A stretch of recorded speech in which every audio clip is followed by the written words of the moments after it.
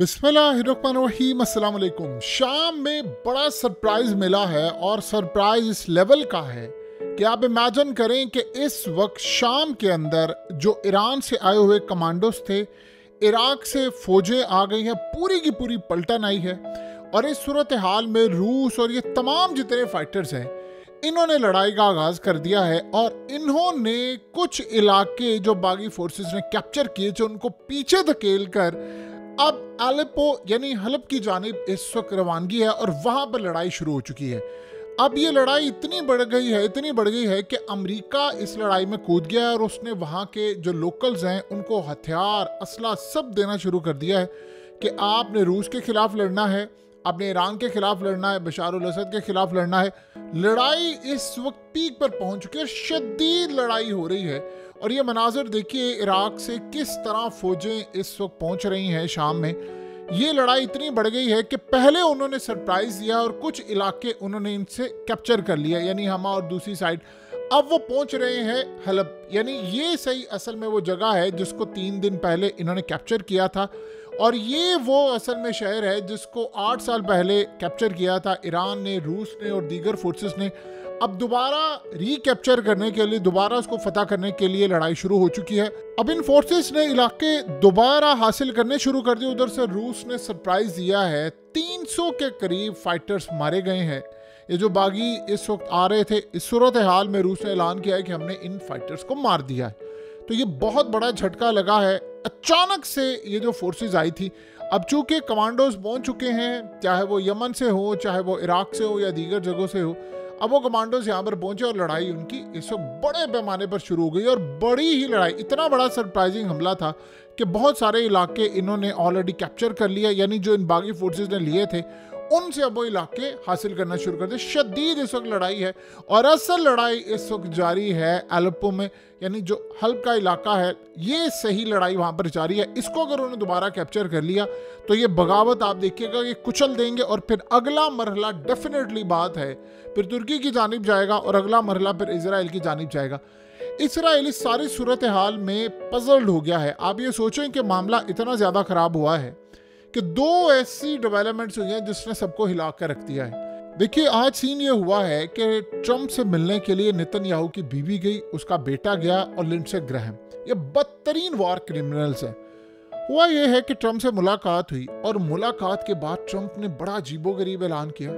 उसे हमास को कहा 20 जनवरी तक का वक्त है तुम्हारे पास, सिर्फ 20 जनवरी तक का, जितने कैदी हैं रिहा कर दो। अगर 20 जनवरी तक मेरे हलफ उठाने से पहले पहले तुमने कैदी रिहा ना किए तो मैं मिडिल ईस्ट को जहन्नुम बना दूंगा। ऐसा जहन्नुम बनाऊंगा कि तुम सारी जिंदगी याद रखोगे। फिर उसके बाद हम फिर जब कूदेंगे मैदान में तुम उसका अंदाजा नहीं कर सकते। यानी असल में उसने ये नहीं कहा कि इजराइल पहले जंग बंद करे या सारी सूरत। देखिए हमास ने तो ऑलरेडी कहा हुआ है कि आप जंग बंद करे, कहती अपने ले जाए, लेकिन जंग होगी परमानेंटली बंद। आप सोचें कि इन्होंने लेबनान से जंग बंद की है, 50 वायलेशन किया एग्रीमेंट, 50 खिलाफ वर्जियां की है और फिर कल हिजबुल्लाह ने हमला कर दिया, उनकी चेक पोस्ट उड़ाई और उनको जवाब दिया कि औकात में रहो। अगर ये सूरत हाल आज अगर होती है तो फिर हम हमला कर देंगे तुम्हें तेल अवीव पर, हाइफा पर, दीगर जगहों पर, और तुम्हारी चीखें सुनाई देंगी दुनिया भर में। अब जब ये मामला हुआ है तो ट्रंप ने ऐलान किया, हमास की जानिब से उन्होंने ट्रंप को रिसेंट एक पैगाम दिया और कहा कि तुम एक बात ज़हन में रख लेना, हम तो मौत को साथ लेकर जाते हैं। अगर इस सारी सूरत हाल में तुम चाहते हो कि अमन हो, चीज़ें हो, तो इस सूरत हाल में याद रखिएगा बाइडन वाली गलती ना दोहराना। तुम दोहराओगे तो उससे बुरा हाल करेंगे। अब ट्रंप क्या कर सकता है? देखिए ट्रंप ने अफगान तालिबान को भी कहा था आकर कि मैं 10 दिन के अंदर अंदर ये जंग जीत सकता हूं और मैं तुम पर एक एटमी हमला करूंगा और सारे मारे जाओगे, खत्म हो जाएगी। लेकिन इस सूरत हाल में ये ट्रंप की असल में एक स्ट्रेटजी होती है हमेशा से। उसने लड़ाई से पहले एक बड़ी धमकी देनी होती है, फिर उसके बाद मुज़ाकरात करने होते हैं कि ये काम कर लो, फलाना कर लो। उसने असल में ये कहा है। लेकिन इस सारी सूरत हाल में अब ट्रंप ने एक चैनल ओपन किया है बैक डोर से, जो कि किसी ना किसी तरह हमास के साथ उनकी टीम के मेंबरान गुफ्तगू कर रहे हैं और वो गुफ्तगू इस तरह कर रहे हैं कि ताकि मामला हल हो। अब वो पहला जवाब उन्होंने दिया है कि 20 जनवरी का टाइम है तुम्हारे पास, ये कैदी रिहा कर दो। अब जाहिर सी बात है अगर एग्रीमेंट कोई नहीं होता तो हमास तो रिहा नहीं करने वाली, उनको तो इस बात की परवाह नहीं है। इजराइल ने क्या उखाड़ना है जो अमेरिका अगर उखाड़ ले।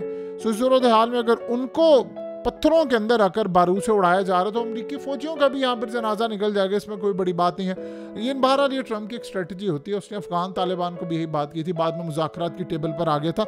वो जंग को तवील करना जानता ही नहीं है। हाँ, उसको निगोशिएशन का पता है, बातचीत का पता है, सारी सूरत हाल का पता है। अब आप ये सोचें, एक बड़ी अजीबोगरीब सूरत हाल हुई है। ये जो खातून आपकी स्क्रीन पर आ रही है, इस वक्त इस सारी सूरत हाल में दुनिया में अजीब मामला हुआ है कि इसकी खबर को छुपाया जा रहा है। ये असल में फ्रांस की एक सहाफ़ी है और बड़ी ही क्लास की सहाफ़ी थी। ये बेचारी इस दुनिया में नहीं है।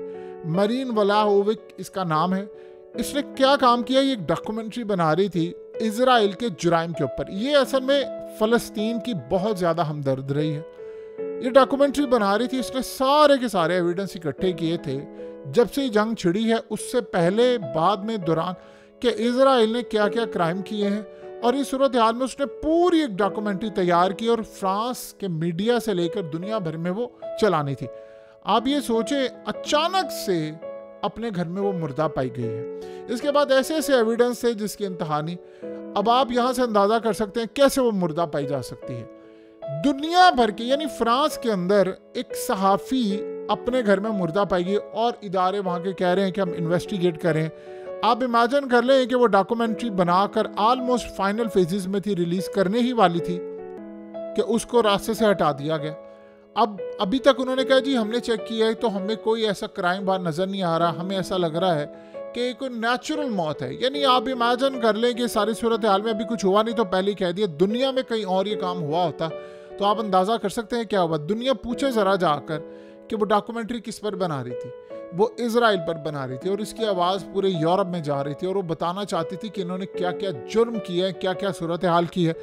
यही जो हरकत इजराइल ने की है, अगर दुनिया की किसी और इस्लामी कंट्री ने की होती तो आप बताइए उसका क्या हाल होता। अब आप ये सोचें कि ये जब सारे का सारा मामला हो रहा है तो दुनिया में एक कोहराम सा मचा हुआ है, कुछ किसी को समझ नहीं आ रही क्या है।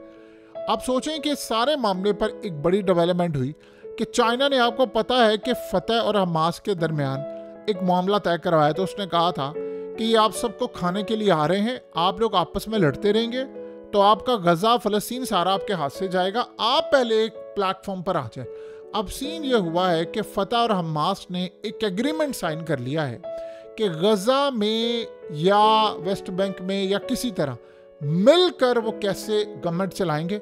अब वो लड़ाइयाँ हो गई हैं ख़त्म, वो एक एग्रीमेंट साइन हो गया और बड़े पैमाने पर इसमें इनका काम है। यानी आप ये सोचें कि एक तो शाम के अंदर जैसी फोर्सेस दाखिल हुई हैं उन बागी फोर्सेस को उन्होंने कुचलना शुरू कर दिया। रूस के स्ट्राइक ने बड़े पैमाने पर इस वक्त सरप्राइज दिया है। और इस सारे मामले में आप सोचें कि ट्रंप का जहाँ तक मामला है, देखिए पुतिन के ताल्लुकात हैं ट्रंप के साथ बड़े अच्छे। उसने उसको कहा कि ये इंटेलिजेंट है, ये निगोशिएट करना जानता है, ये मसाइल को हल करना जानता है।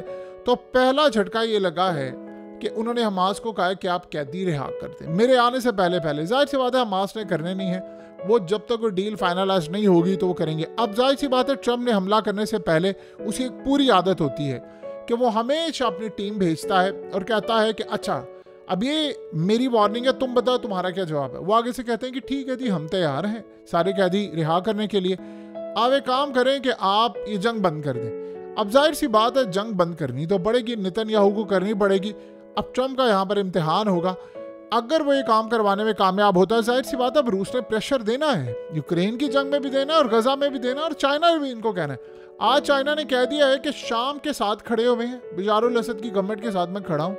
यानी शी जिनपिंग का डायरेक्टली बयान आया है कि किसी सूरत शाम के अंदर इनकी गवर्नमेंट को खाने नहीं देंगे। और साथ ही ऐलान कर दिया है कि फ़लस्तीन की रियासत इजराइल में नहीं जाएगी, ना हम जाने देंगे और किसी सूरत इसको हम काबिल कबूल नहीं करेंगे। ये ओपनली बयान, इतने सख्त स्टेटमेंट्स आए हैं तो बड़ा क्लियरली अब अंदाज़ा हो गया। देखिए बहुत सारे लोग कहते हैं कि चाइना ये काम क्यों नहीं कर रहा, चाइना ओपनली मदाखलत नहीं कर रहा। चाइना रूस की मदद कर रहा है ना, रूस को करने दे आगे काम, वो चाहे हमास के साथ करे, चाहे वो हिजबुल्लाह के साथ करे, ईरान के साथ करे, शाम के साथ करे। अब भेजे है ना रूस ने अपने स्ट्राइक करने के लिए मामला, तो आप देखिए उन्हें तितर बितर कर दिया सारा मामला। और आए हैं ना कमांडोज उनके, देखिए रूस हर जगह नहीं लड़ेगा, रूस ने माहौल पैदा करना है। इराक से फाइटर्स आए हैं, ईरान से आए हैं, हर जगह से आए हैं और पहले ही हमले में उन्होंने सरप्राइज देकर उनको पीछे धकेल दिया। ये बड़ा झटका लगा है। अब वो हलब शहर को मुकम्मल तौर पर आज़ाद करवाने के लिए फौजें दाखिल हो रही हैं।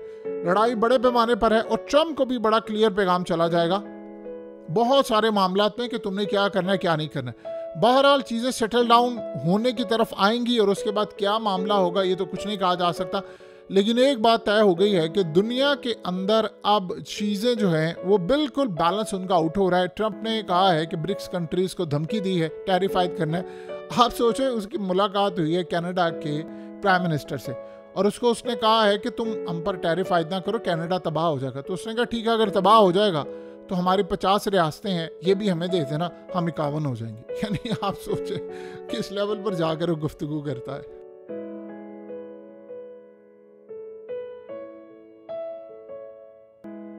हकीकत टीवी को सब्सक्राइब करना मत भूलें, वीडियो को लाइक करें, शेयर करें और कमेंट सेक्शन में अपनी राय का इजहार ज़रूर करें।